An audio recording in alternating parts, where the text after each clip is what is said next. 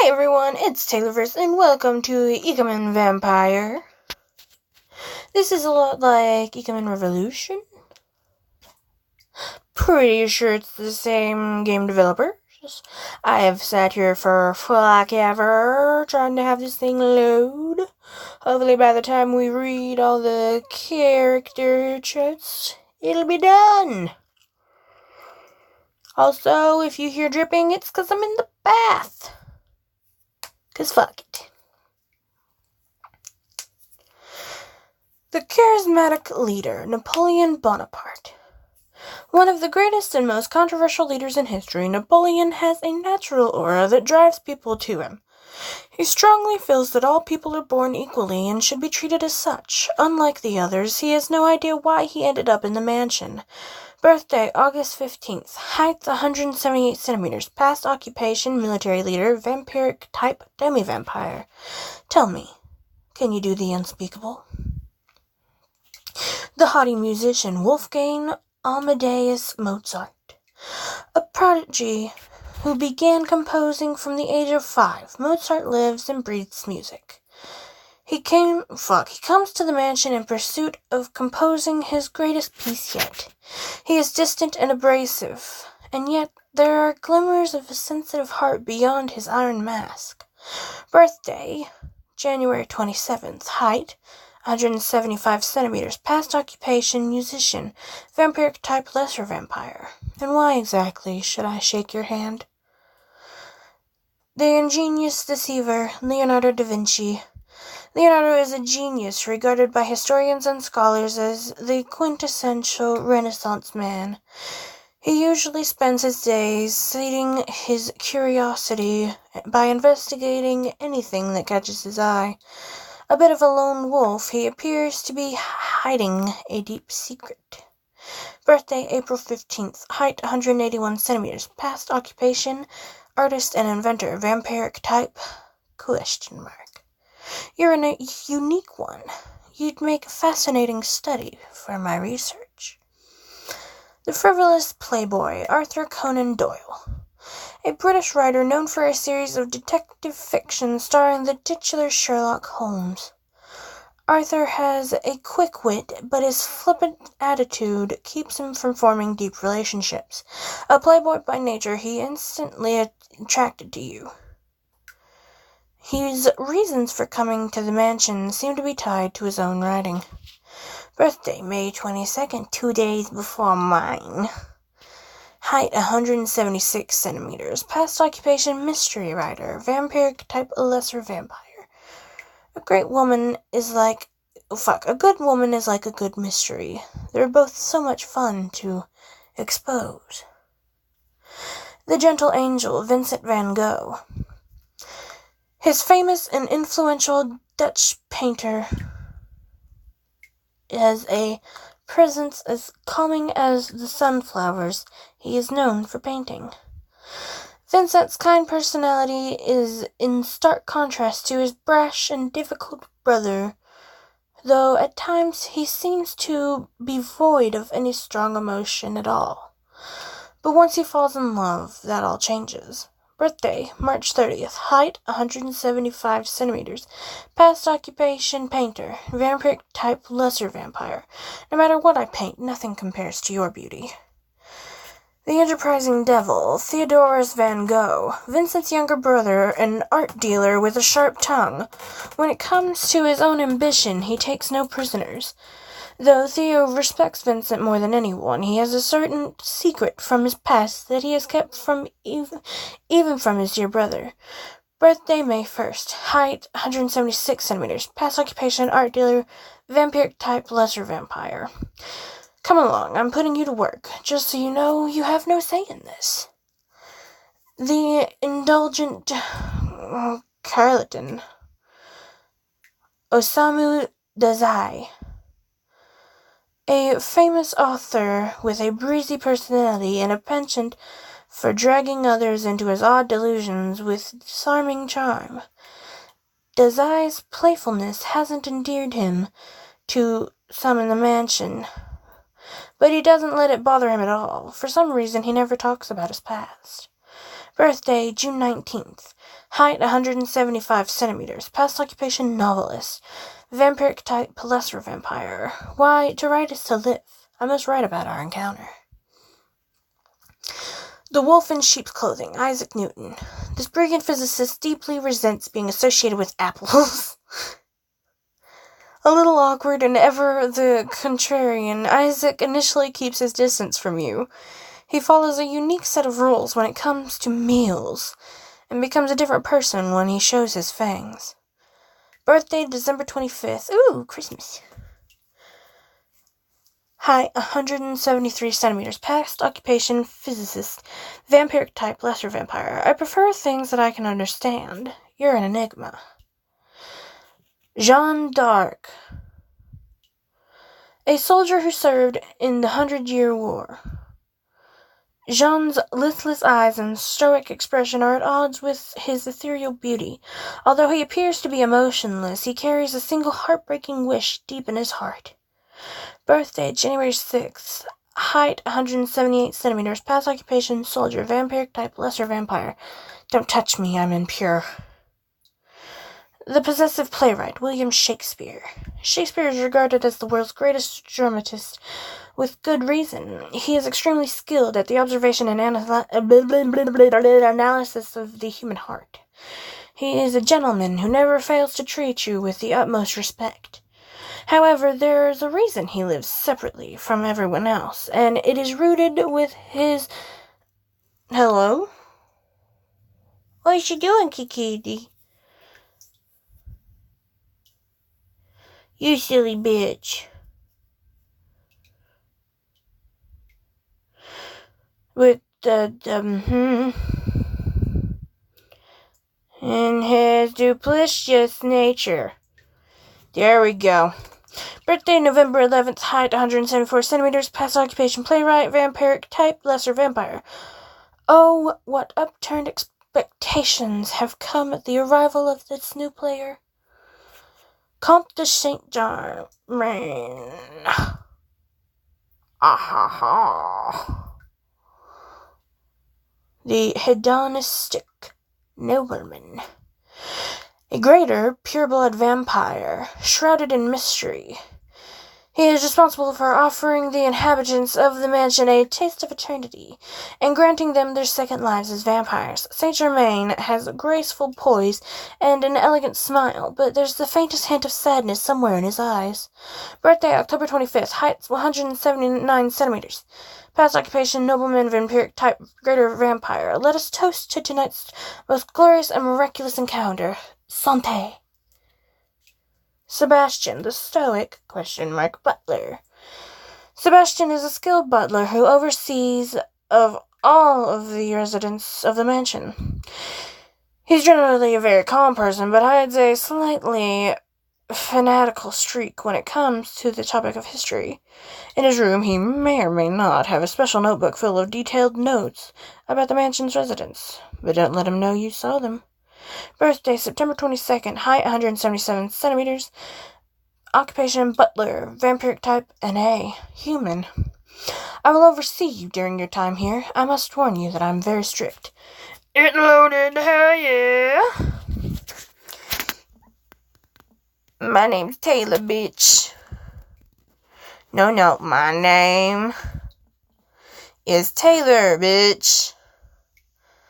Okay. Wait. Oh my, it looks like we have a new visitor. Welcome to our home, but first, I must ask you, what name do you wish to be called? Confirm, bitch. Let's go, bitch.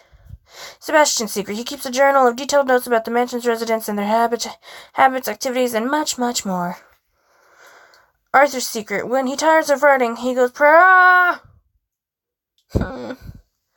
Tap the screen to start reading the prologue. Once you're in the story screen, tap anywhere to continue. You can No, we're gonna read it.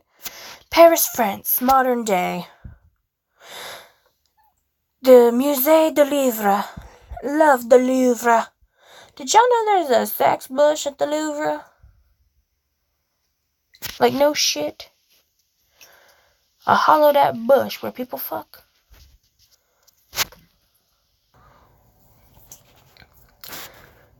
sparkling with dappled light reflected from Pei's pyramid, was breathtaking. The museum itself is a work of art. Pictures do not do it justice. I was a travel agent from Tokyo and a travel blogger on the side. I love to travel. The food, the languages, the architecture. I would love to travel for my job. Paris has been my dream trip, and how could I miss seeing the Louvre? I've been wanting to focus more on my blog. 2 hours at the Louvre.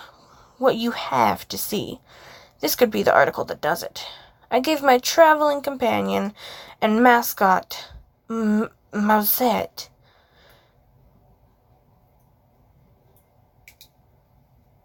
odd name, a winged fuzzball dangling from my purse, a little tug, and joined the queue. The Denon wing, containing Jacques Louis David's The Coronation of Napoleon. I opened my phone app to double-check my location, only to be bumped by someone from a large tour group. Pardon. They smiled sheepishly and responded in kind, Swiss by their accent. Continuing onward, I found the coronation. It was so large, I thought I could step through it to another world. Ow. It takes up the whole wall. Did you know it's the second largest painting in the Louvre? Oh? Is he talking to me? He spoke French like a native. His outfit, finished with a long beige overcoat, suggested wealth and class. He looks like a man out of time, as if he stepped out of one of these paintings. The smartly dressed gentleman turned on his leather Oxfords and drew close, peering at me. Pardon, monsieur. Oh, pardon, monsieur. I wasn't an object in this museum to be examined. Then the gentleman uncurled his hand so I could see what he held. I knew it. This earring belongs to you. Oh, when did I lose it? I touched my ears. One of my studs was missing. I believe it was when that patron bumped into you. I happened to spot it as it fell. I was looking for the chance to return it to you. Thank you very much. My bow was instinctual. When I looked back up, I caught his eyes, the color of spun gold. I'd never seen anything like them. It's a shame there's no mirror here to help you put in the back. Oh, fuck, put it back on. I'm sure there's a restroom somewhere nearby. Shall I help you restore it to its proper place? That way you won't lose it again. I had accepted the intimate offer before I realized what I was doing. It wasn't just his eyes. Had his old world noble manner enchanted me? If you would hold still, mademoiselle. The gentleman brushed my hair back with his fingers that could have belonged to one of the graceful sculptures around me. I know we're in Paris, but this is too amorous an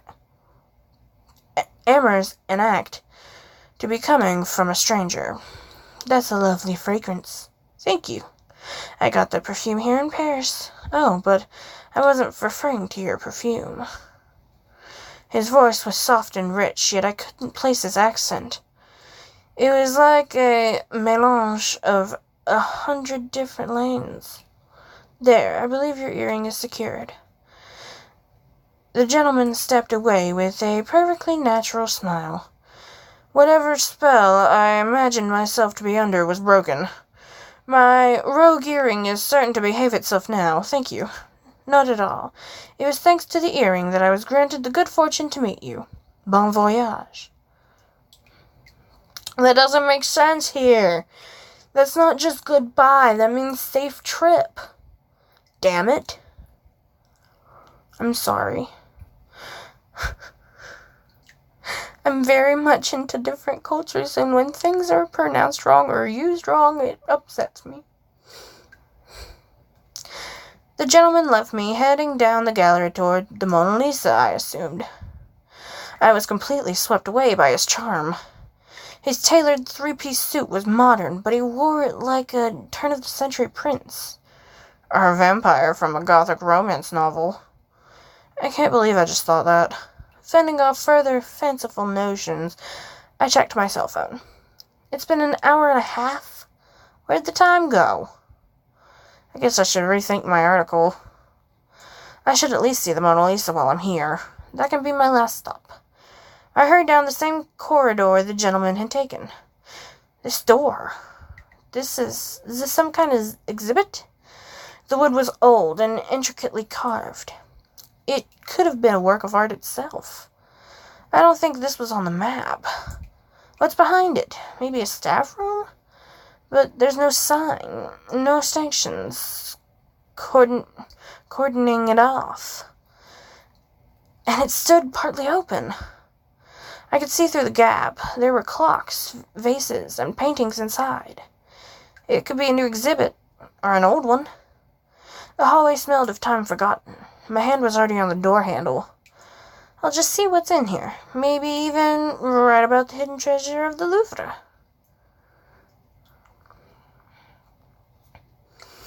Unlike the rest of the musée, this hallway was narrow, barely wide enough for two people. The exhibits had no labels, no description of any kind. I think I've wandered into a storage area, but instead of turning around, I found myself drawn further in. It was like I was in a dream. My feet were moving without me, walking toward a light at the end of the long, long hallway. Is that the exit? I began to run, running just so I could get out of this place.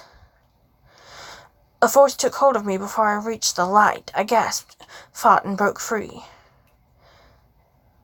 The light flared, enveloping me. I squeezed my eyes shut. It didn't help.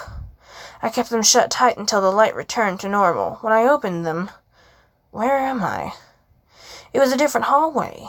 Impossible. These hallways can't be connected. But they have to be, don't they? Bedroom doors on one side, windows on the other. It looks like a private mansion. It's bright because of the chandeliers, but strangely, it feels like night. I pushed aside a floor-length crimson curtain. Innumerable stars flecked the midnight blue sky like a paint flecks on a canvas. A portrait of a laughing crescent moon. That is one thing I adore about these games. These little pictures are beautiful. How can it be night? What time is it? I pulled out my cell phone. 2:20 p.m. exactly. That can't be. I checked my cell phone again. 2:21. Then the windows. Clouds passed over the moon. There's an explanation for this. There has to be.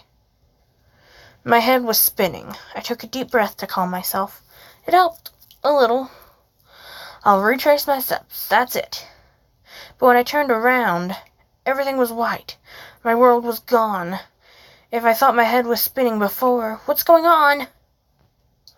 A rush of air. Someone was behind me. It was a shadow. It grabbed me by the arm and enveloped me like a dark embrace. Let go! I fought the shadow's hold, but nothing I did could budge it. Fingers slid down my neck, pushed my hair aside, and stopped at my throat. Let me have a drink. Stop. I was back in the hallway alone, standing exactly where I'd been a second ago. Was any of that real?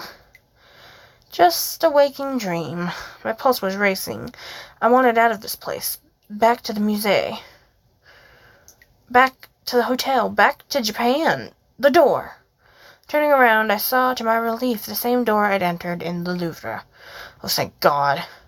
I placed my hand upon the cold handle and pulled. Nothing. I pushed. Nothing. Come on, open. I put my shoulder into it. Nothing. No matter what I did, it wouldn't move. What are you doing there? Who's there?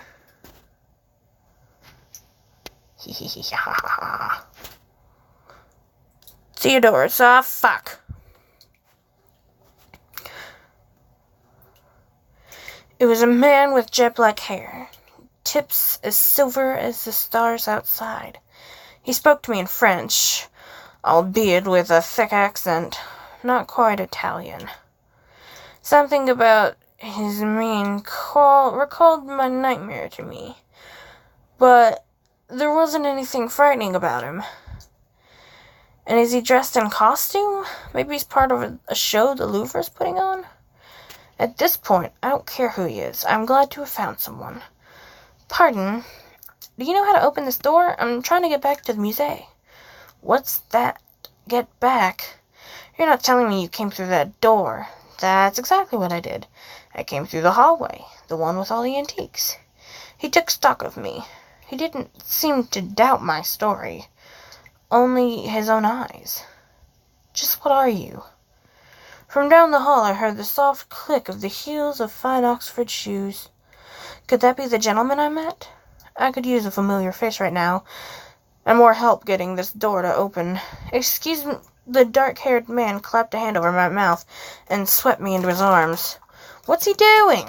He pulled me behind the long curtains, hiding us, his back flat against the wall. Is he hiding me or himself? I trembled in his arms, but he held me gently. I won't hurt you.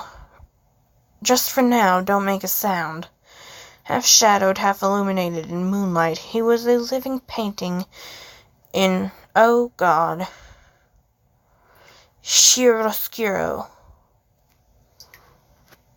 His features were all contrast, slender face with a firm jaw, sharp tufts of hair that looked as soft as silk, eyes of bright jade that met mine without shying away, powerful eyes, earnest eyes that made me trust him. I still don't know what's going on here, but he's not lying to me. I nodded and he uncovered my mouth. What are we hiding from? The man coming down the hallway? Why? After a moment, the dark-haired man spoke. They're gone. He was right. I couldn't hear the echoes of footsteps anymore. I'll answer your questions later. You need to escape before the others find you. We stepped out from the curtain. He took my hand, his grip firm, and began walking. Escape? What exactly is this place that I need to escape from it? What happens here? I would be lying if I said I wasn't afraid. We'd better run. Don't let go of my hand. There's one thing in this mansion I wasn't afraid of. Him. He's done nothing but try to help me. I held his hand tight. If someone could get me out of this, I thought it would be him. By Jove, what's this? The door ahead of us opened, and a man stepped out. He struck a casual pose, stuffing his hands into his pockets. A savior click. What? My savior clicked his tongue. Fucking hell. I knew that sound implied we'd been caught. I don't know who let this sweet little bird into the mansion, but from what I can deduce, you're helping her escape. Now, why would you go and do that? I rather fancy her type, you know. She looks absolutely scrumptious. He'd blocked off our exit in the smoothest of fashions, and his eyes fastened on me with obvious fascination. Scrumptious, am I? He's British, isn't he?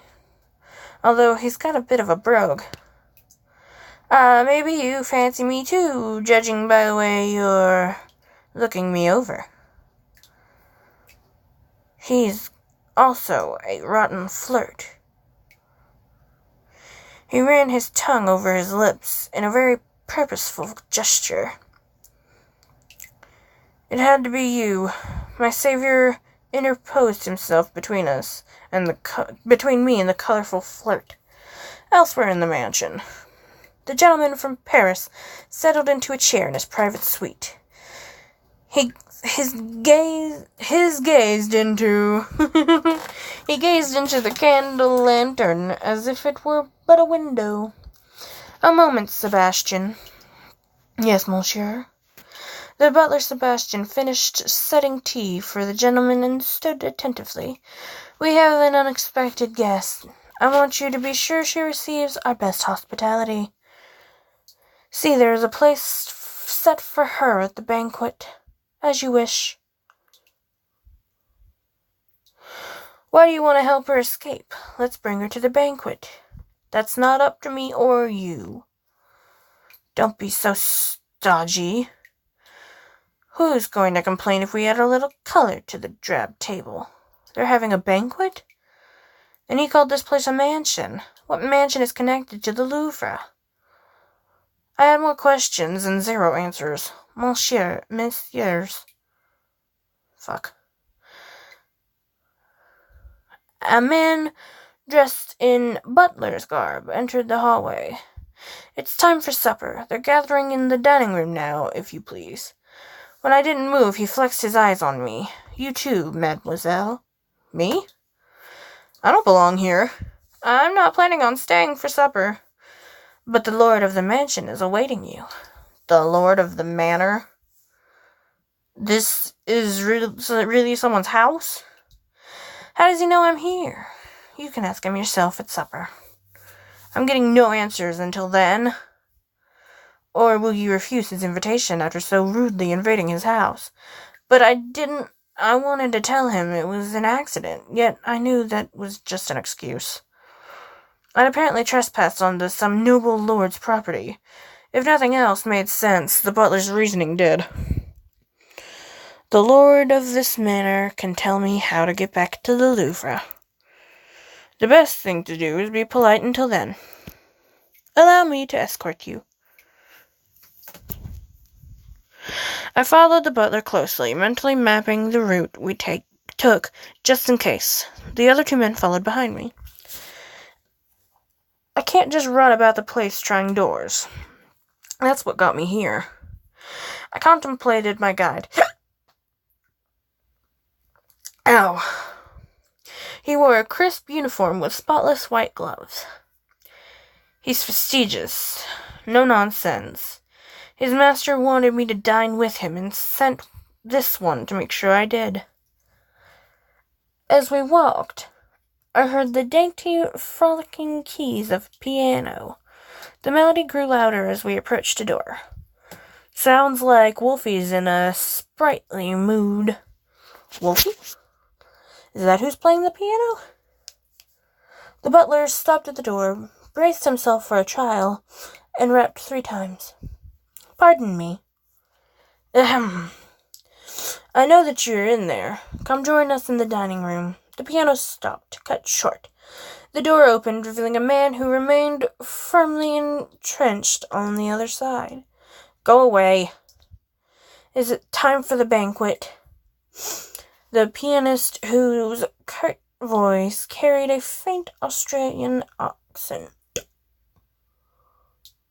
That wasn't me trying to do an Austrian accent. Sighed as if he's been rudely awakened from a beautiful dream. He's gorgeous. He stood unmoving, as if the flickering light of the chandeliers was the only life in him. Silvery white hair laced across violet eyes that narrowed unhappily when they landed on me. Why was everyone being so loud? It's her fault, isn't it? My fault? I don't know why I'm here. I'm supposed to be at the museum. Who cares? Why don't you just go back then? Unless you enjoy the idea of being everyone's food. Food? I must have misheard him. He slipped past me, bending slightly to avoid touching me. This one wasn't interested in clearing up any misunderstandings. As if the banquet wasn't bad enough. He took the staircase down, his cold voice hanging like notes in the air around us. We followed him. Another figure awaited us at the bottom of the steps. It's poor manners to keep those who've arrived on time waiting. I knew his voice, which belonged to many countries and none. It's you! Next beach. It's it was the gentleman who'd found my earring back in the Musée de Livre.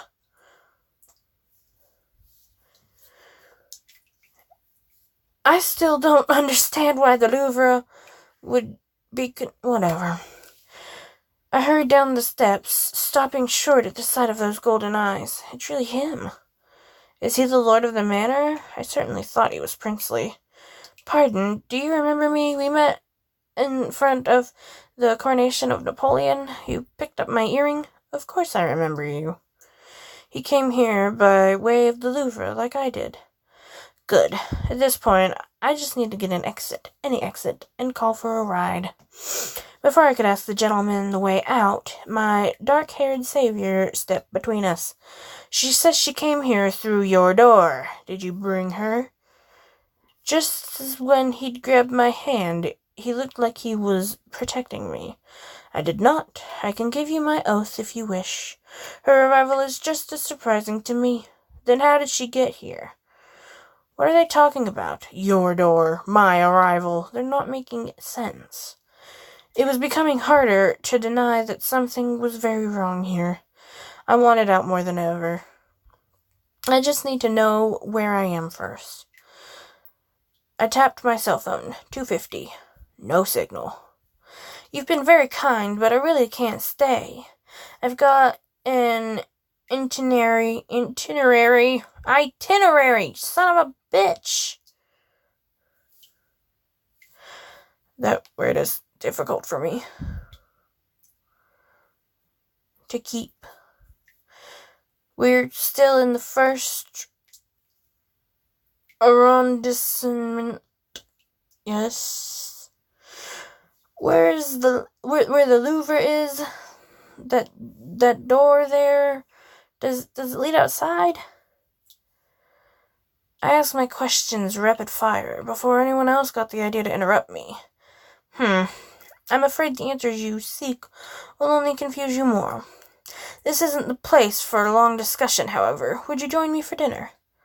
A long discussion? Does that door lead outside? The answer is either yes or no. Perhaps he sensed my growing aggravation. He added quickly, Tonight's banquet is a rare occasion for us, but afterwards I will answer all your questions. S'il vous plaît. I had made it my job to help people plan their vacation adventures. As such, I had done the digging on my number of fancy hotels. The gentleman from Paris' dining room was that of a palace, warmly lit with chandeliers and candelabras, high-backed wooden chairs framing the massive table.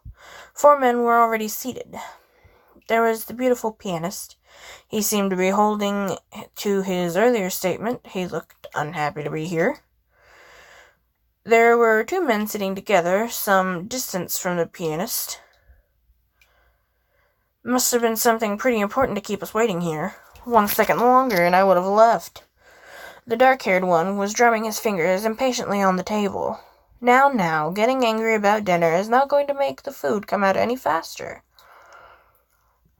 I have to be angry for 2, mein bra.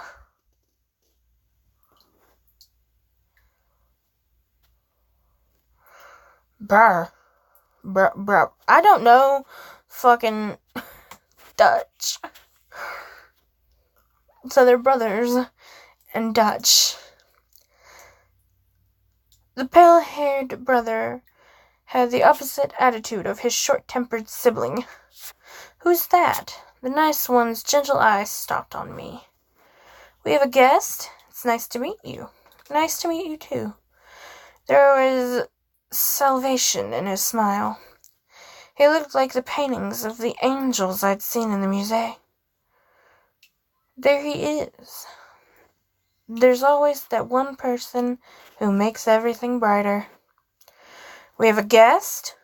The 4th man, who had a youthful face, raised his head, finally noticing our arrival. He'd been studying the tablecloth, as far as I could see. He got the briefest look at me before returning to thread counting. Is he shy? He spoke, but I wasn't sure if it was to me, as he wouldn't meet my eyes. Whoever you are, have you considered sitting down? There's a queue behind you, waiting to get in, you know. Newt, old boy, do you care? You do care. Nah. Fuck off. Can you desist calling me that wretched? Newt placed his hands on the table, as though to push his feet. To his feet. I heard a sharp clap behind me. That will be enough of that, you two. I require good manners at my table. The gentleman from Paris gave everyone in the room a warning look, cloaked in a smile. Let's be seated. There's a few empty chairs, but we'll have to start the toast without them. À votre santé. The gentleman raised a glass of golden champagne, a toast to good health. Immediately after, the butler began bringing out the first course. I didn't join the gentleman in his toast. I didn't touch my glass of champagne. It's not that I believed it was poisoned or drugged, though I was certainly wary. I didn't feel like joining in. Too much didn't make sense. It should be 3:15, and I should be in the Louvre. But it's nighttime, and we're seated at dinner. I couldn't solve that puzzle right now, so I turned my attention to my companions. Who are all of these men? I haven't been introduced to anybody. They were all from different countries. Was this an international meeting of some kind? They don't particularly seem to be friends. The gentleman from Paris, sitting at the head of the table, inclined his glass my way. Let us toast to tonight's most glorious and miraculous encounter. Santé. À la vôtre. Unable to refuse such a direct toast, I responded, looking in his eyes as I touched my glass to his. He finished his champagne. Feeling guilty, I took a sip of mine. It tasted wonderful. Glorious? Miraculous? What is going on? My stomach knew. I'd only eaten a quick breakfast this morning, and I was hungry. I'll be insulting him if I don't eat, and everything looks so good. I tried the terrine, pheasant with fresh basil. It tasted as exquisite as it looked. My compliments to the chef. The bisque looked delicious, too. You can taste the crab. It's thickened just right. You'll be pleased to hear that. The gentleman from Paris smiled at me, and suddenly I was feeling my champagne. Maybe he's just a harmless nobleman, and I'm taking this all too seriously. By all appearances, it was a perfectly pleasant evening. Wasn't this just the sort of romantic adventure I arranged for people? That was a wonderful first course. When the gentleman spoke, everyone stopped their quiet chatter and gave him their attention. I believe we should take this opportunity to introduce ourselves to our guest.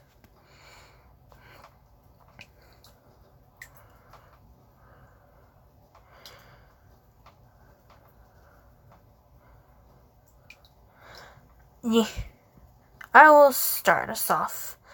Everyone has taken to calling me Comte de Saint-Germain.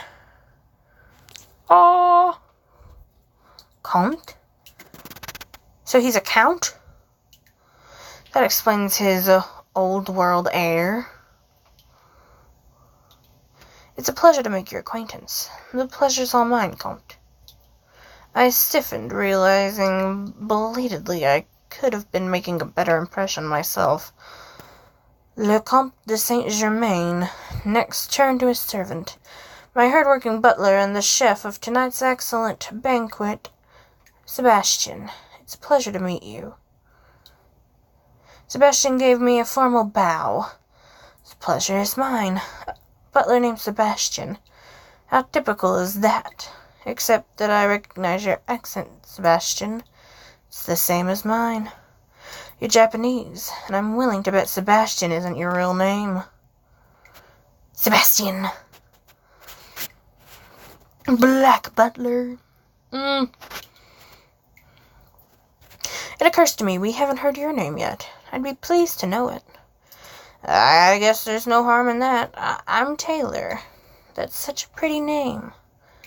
The man with the angel's face sitting across from me was the first to reply. I wasn't expecting someone like you to turn up here. I hope we can be friends. I'm Vincent van Gogh. I'm a painter. It's nice to meet you. It's nice to meet you, too. A painter named Vincent van Gogh is the theme of tonight's banquet pseudonyms? But I smiled back. He seemed like a nice man. This is my little brother. Go on, Theo, introduce yourself. Vincent nodded at his brother. Theodorus van Gogh. I'm an art dealer. Don't confuse me with Vincent. I'll do my best. Confuse you two? Not likely. Although I would have pinned you for the older brother. Maybe it's his attitude, but Vincent doesn't strike me as the oldest child. My introduction's over, so don't expect to get anything else from me. He opened a pocket watch and tapped the back. Tap, tap, tap, as if to say, I've got things to do. What's his hurry? Goodness, is he the opposite of his brother, or what? I looked to the next in line. Sitting to the right of Theodorus was Newt. I hadn't met Newt's eyes for a moment before he looked away from me again.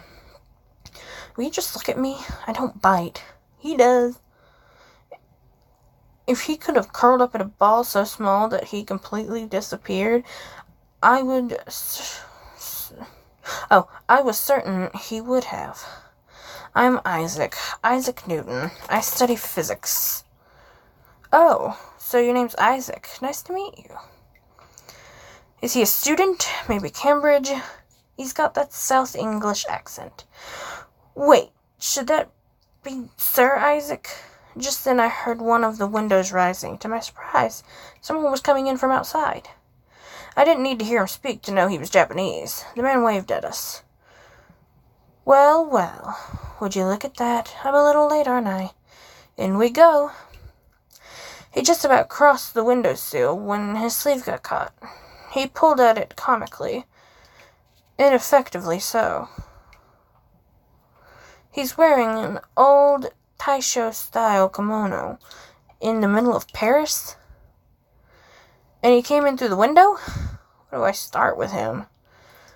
God's truth, can you use a door and keep everyone waiting? No, the window's much faster. He smiled, hooked like a fish on a window, but looking as if nothing about that was strange.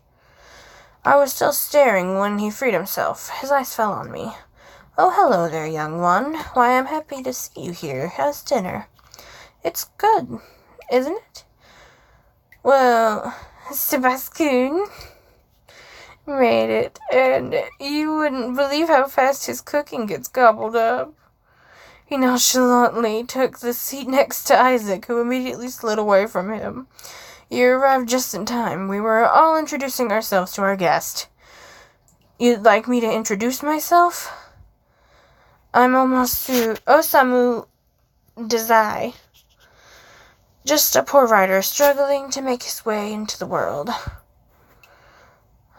Osamu Dazai, the writer. Okay.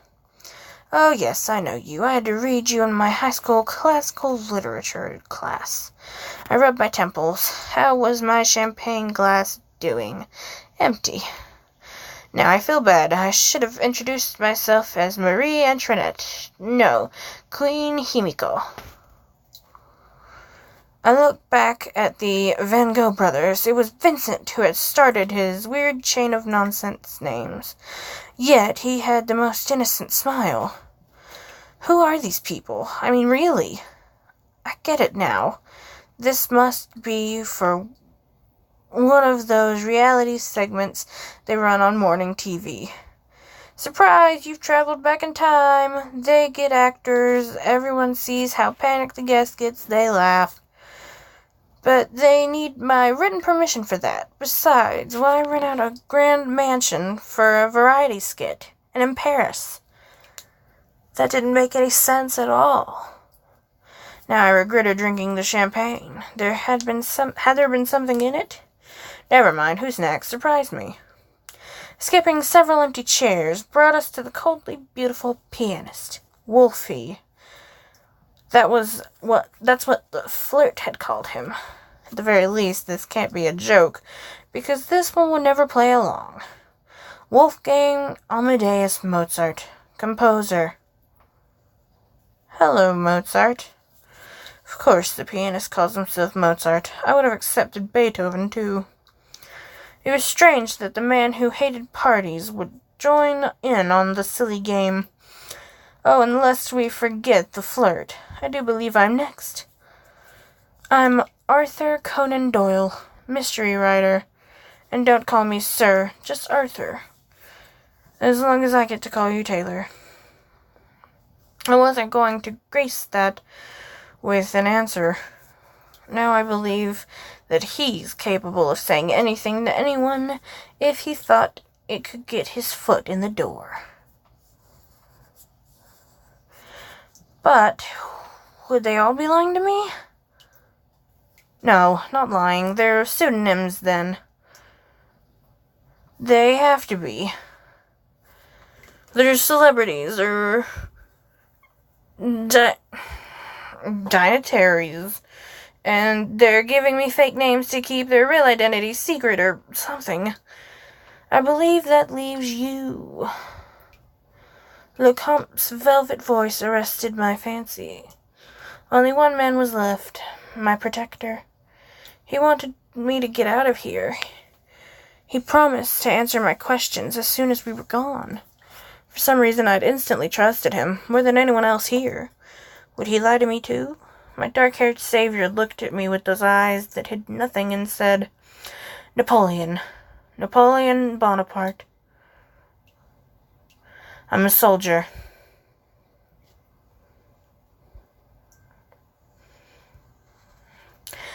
Outside the mansion, oh shit. I'm bleeding, oh no.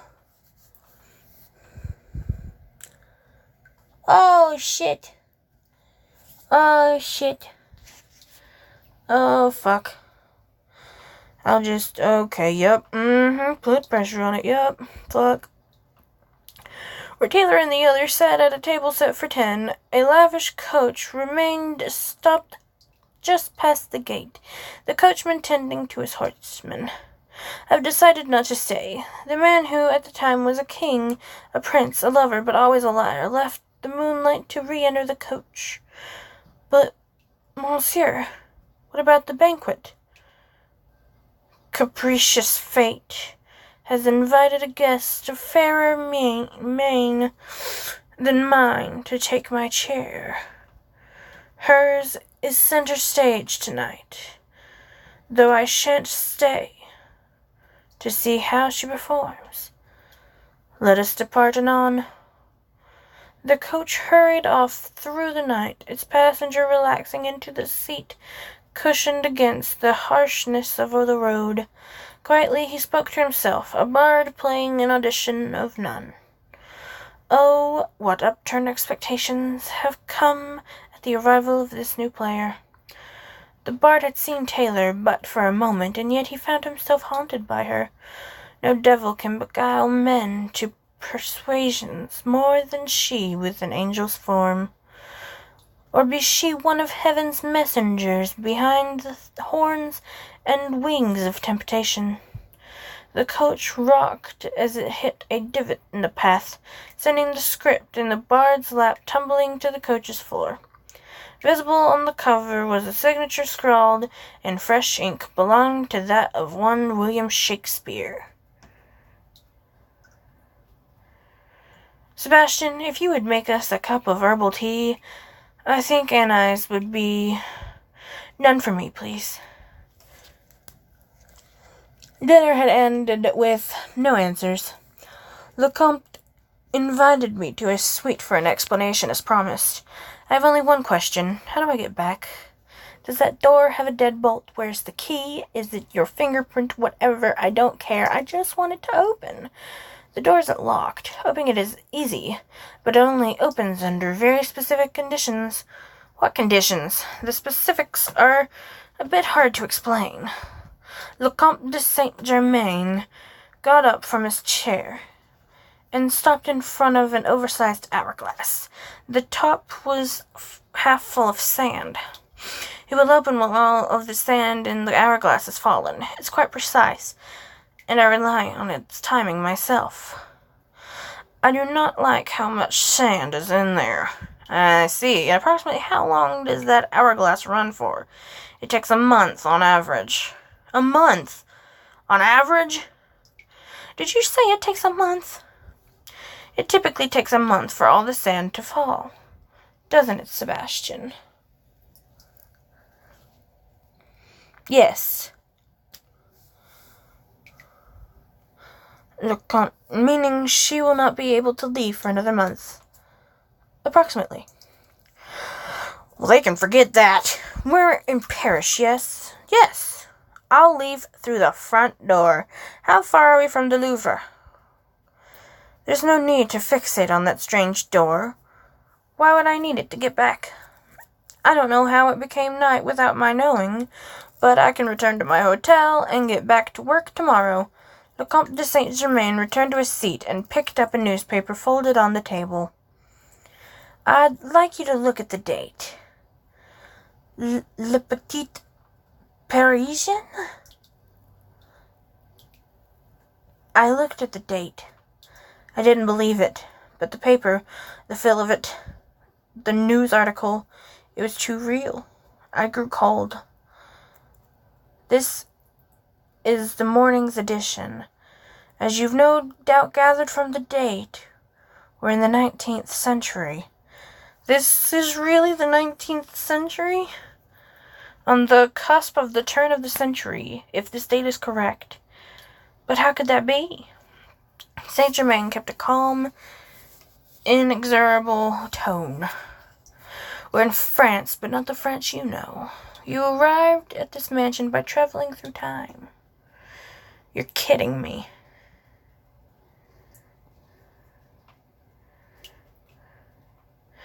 I don't understand. You look like you're struggling to believe it. What do you expect? I'd believe any number of explanations before I believe time travel. It's true that a newspaper can be easily faked. Maybe this'll convince you. Le Comte moved towards a window. There's an old-fashioned brass telescope was set up. What an excellent idea. What is the M? Monsieur le Comte? But using two titles is unnecessary. But for France, that's what the M stands for. But I'm not gonna fucking give him two titles. That's annoying. He's a count. Mr. Count. Sounds stupid. Seeing is believing, they say. It is our good fortune that, owing to the genius of one of our guests, this telescope provides an excellent view of the city. I let them guide me to it and peered within. When my vision focused, I saw... It's all real. There were no neon signs, no skyscrapers. I counted one car, but I saw 100 carriages. I'm seeing it, but I can't believe it. I turned the telescope to someplace closer. Gentlemen in morning coats, escorting ladies with bustles. Dressing up actors in a mansion was one thing. You couldn't dress up an entire town. I was not in the 21st century. That I've traveled through time? There's a phrase you use in Japanese. Do you recall it, Sebastian? Yes, we call it a time slip. It's true. That is what we call it, but that doesn't matter right now. How do you come to terms with the impossible? That door connects to both the past and the present. You used it to travel here, to the past. You may have read or seen stories about time travel, but in my experience, it is neither a simple nor an everyday occurrence. It's not an any-day occurrence. Time travel has very particular rules. In this case, you cannot return for the next month. When all the sand in the hourglass falls? Yes. When that time comes, either you or I can open the door. But even I must follow the rules. It remains sealed for me for a month as well. He doesn't control it. If the door hadn't shut, you could have passed through it exactly the way you came. But once it is closed, that particular passage ceases to exist, and the door requires time before it can open again. You mean I could have walked back if the door hadn't closed? Well, that's great. The men you've met tonight, all of them were gathered here by way of a time slip. That's why people from such diverse times and countries are all here, living in my mansion. If what he's saying is true, then the men I met at dinner, could they be real? So many famous names. Names from history, many known throughout the world. I can see you still have some doubts, but I assure you, you met the real Van Gogh, the real Mozart, and the real Napoleon. It's not unreasonable to assume that you're all real, now that time travel isn't out of the question. And yet, it's unbelievable. And who are you, Comte, that you've collected some of history's greatest figures to live here in your mansion? I looked at him over steepled fingers. This ineffable gentleman who only said that people call him Comte de Saint-Germain. I'm not trying to evade your question, but in truth it's getting quite late. Please, stay the night. Sebastian will prepare a room. In fact, you're welcome to stay here for the entire month. For the night, perhaps, but you do realize you can't just return to your time for another month, don't you? Yes, and I've come to terms with that. I'm an experienced traveler. I can make my own way. I've done it all my life. Sebastian fixed me with a severe look. I believe you'll find that difficult. This is France at the turn of the century. How do you intend to make your way? Of course I don't know that yet. It was true, I didn't know much about this period. I didn't even know what currency they currently used. But I'm uneasy here, too. There's some danger here that no one's telling me about. I couldn't admit my suspicion outright. I don't want to impose. You're not imposing, I assure you. It's just that you're offering me so much and asking for nothing in return. And that scares me the most. If that's your concern, I've been thinking that Sebastian could use a hand around the house. I realized what the Comte was suggesting. Sebastian was listening without comment. Assist Sebastian as a housekeeper. A job could mean mobility and security. Regardless, I had two choices now. Risk spending a month in a house full of supposed time travelers who most definitely hadn't told me everything, or run for it and risk being penniless on the streets of turn-of-the-century France at night. I know which I would choose. I gave the Comte my answer. I accept. I suppose that would make us co-workers, Sebastian, for now. It's the only option that guarantees me a place to sleep tonight. Whatever dangers may be here, the streets will be worse. The Comte and Sebastian have already confided in me. I'll trust them, for now. Sebastian looked distinctly uninterested at the prospect of having my assistance. You may continue to address me as Sebastian. I will support the Comte's decision. However, I must warn you that I'm very strict. I can work with that. Housekeeper might feel like a step down from my previous job, but I choose to view this as an extended vacation. I'll be back to work in a month, and maybe I'll add a history section to my blog, too. I had been lost and confused. Now the ground at my feet felt a little more stable. I'm pleased we've come to an agreement. I wasn't able to answer all your questions tonight, but we'll continue tomorrow. I also have something important to tell you, but that too can wait till the morning. I looked into those eyes, those golden eyes I first saw at the musée, and strangely found myself content with that. I look forward to it, Comte. I will inform the others that you will be staying with us and are to be treated with courtesy. 2 of them did not join us tonight, but I expect you'll have the opportunity to meet them soon. More famous names from history. 2 more, you said. Yes, one is Jeanne d'Arc. Joan of Arc is here? The Maid of Orleans who led the French in the 100-Year War? That's a relief. I was afraid I'd be the only woman here. It's been nothing but men so far. A woman. Jean is a man, though I can see how you'd make that mistake. Are we talking about the same person? As to that, truth and history have a curious way of becoming distorted in the telling. He heard voices others couldn't hear, voices that guided him. Tonight a new voice urged him to look out the window. An eye patch covered the left side of his face, almost hidden beneath his lank dark hair. Jeanne d'Arc looked out at the crescent moon and heard its laughter. As he watched, it morphed from a smile to a bow, bent to loose an arrow. From a bow it morphed to a blade, arcing mid-slice. La Lune is laughing.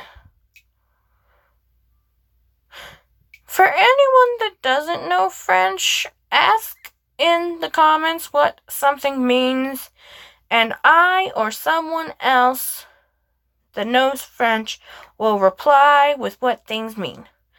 Because I don't want to just stop what's going on and be like, oh, this means this and this means this. And so if you have questions about what shit is in French,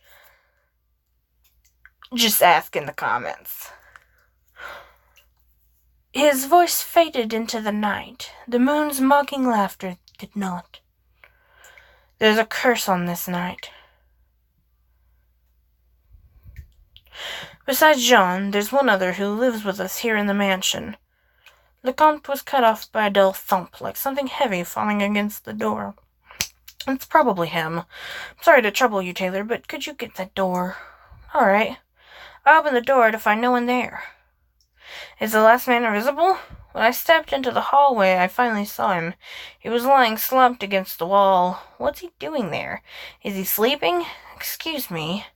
I wondered how he could be comfortable sleeping like that. He cracked an eye open, and then he pulled me into his lap.